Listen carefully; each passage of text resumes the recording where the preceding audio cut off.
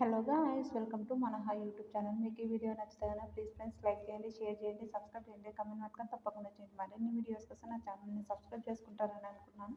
Please friends నచ్చితే subscribe చేసుకోండి. చోలకాయ గోకరకాయ ఈ రెండు అంటారు, ఇది దాని పేరు. అయితే చోలకాయ ఎలా చేసుకోవాలో చిన్నగా చెప్పేస్తాను. ప్లీజ్ మీకు నచ్చితే చూడండి ఫ్రెండ్స్.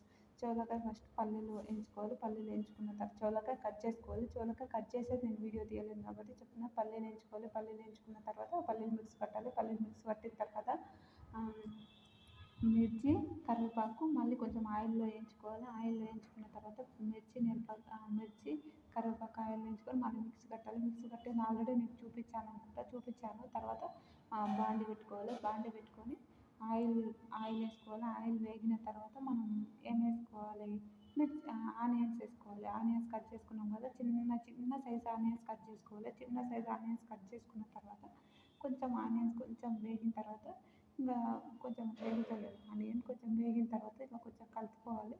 ఆయిల్ వేగిన తర్వాత ఆనియన్స్ వేసుకోవాలి. ఆనియన్స్ వేసుకుంటాం కదా, ఆనియన్స్ వేసుకున్న తర్వాత ఆనియన్స్ ఇలా కొంచెం బాగా కలపాలి. కలిపిన తర్వాత మీరు అనుకోవచ్చు, అమ్మ వీళ్ళు ఎప్పుడు ఒకటే బాండితో చేసుకోవచ్చు అని. మాత్రం ఉన్నది అది ఒక్కటి కాబట్టి అది ఒకటితోనే చేసుకుంటాం. తర్వాత కరివేపాకు వేసుకున్నాం. కరివేపాకు ఇలా వేసుకొని కొంచెం ఇలా కరివేపాకు వేసుకున్న తర్వాత కొంచెం ఇలా కలుపుకున్న తర్వాత చోలకాయ కట్ చేసింది, చిన్న సైజు చోలకాయ కట్ చేశాను. ఆ కట్ చేసింది ఇలా వేసుకున్నాను. వేసుకొని మొత్తం వేసుకొని ఓకే, వీళ్ళు ఏం వేయకుండా ఫస్ట్ చోలకాయనే వేసుకున్నారు. ఏంటంటే మేము అలానే వేసుకుంటామండి.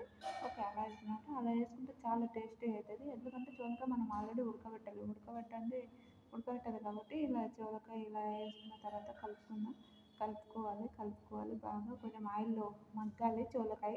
అయిన తర్వాత కొంచెం పసుపు వేయాలి. కొంచెం వేసిన మళ్ళీ తర్వాత పసుపు కాలని మళ్ళీ ఇంకా కొంచెం వేసుకున్నాం. కొంచెం వేసుకొని కలిపిన తర్వాత కొద్దిసేపటికి అల్లం పేస్ట్ వేసుకున్నాం. అల్లం పేస్ట్ వేసుకొని కలుపుకున్నాం. అల్లం పేస్ట్ పచ్చి వాసన పోయేంత వరకు కలుపుకోవాలి. పచ్చి వాసన పోతేనే అది అల్లం పేస్ట్ చాలా టేస్ట్ అవుతుంది. నిజంగా అల్లం పేస్ట్ వేస్తే ఎంతో మంచికి ఇష్టం కావచ్చు. కొంతమంది అల్లం పేస్ట్ ఇష్టం లేదంటారు. తర్వాత టమాటా వేసుకున్నాము. ఒక టమాటాని మనం హాఫ్ కట్ చేసి కొంచెం టమాటా వేసుకున్న తర్వాత మళ్ళీ కొంచెం కలుపుకున్న తర్వాత నిజంగా చాలా టేస్టీ అయింది. నిజంగా చాలా సూపర్ అని మీకు లాస్ట్లో చూస్తే తెలుస్తుంది. తర్వాత కొంచెం కొత్తిమీర పుదీనా అవన్నీ వేసుకొని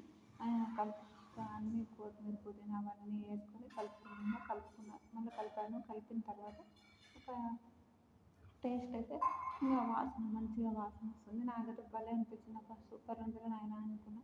కొంచెం అది మాడిపోయింది అనుకోండి, మాడిపోయిన అరే ఏంది ఈ అమ్మ మాడిపోయింది కూడా అలానే చూపిస్తుంది ఈ అమ్మాయి అనుకోవచ్చు. లేదంటే మంచిగా టేస్ట్ అయితే చాలా చాలా బాగా అనిపించింది. ఇది మగ్గిన తర్వాత కొంచెం అదేంటంటారు కస్తూరి మేతి వేసుకొని మళ్ళీ కలుపుకోవాలి. కస్తూరి మేతి వేస్తే కొంచెం టేస్ట్ కొంచెం ఇంకా టేస్ట్ బడ్స్ అంటారా, టేస్ట్ లెవెల్స్ కొంచెం మంచిగా అవుతాయి.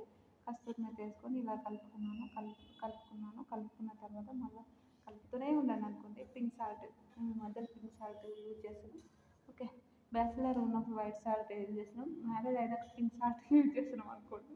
పింక్ సాల్ట్ కూడా ఇంకా కలిపేసాను. పింక్ సాల్ట్తో కూడా టేస్ట్ మొత్తం ఉన్న తర్వాత ఇప్పుడు మనం మిక్సీ కట్టాం కదా, అది మిక్సీ కట్టిన తర్వాత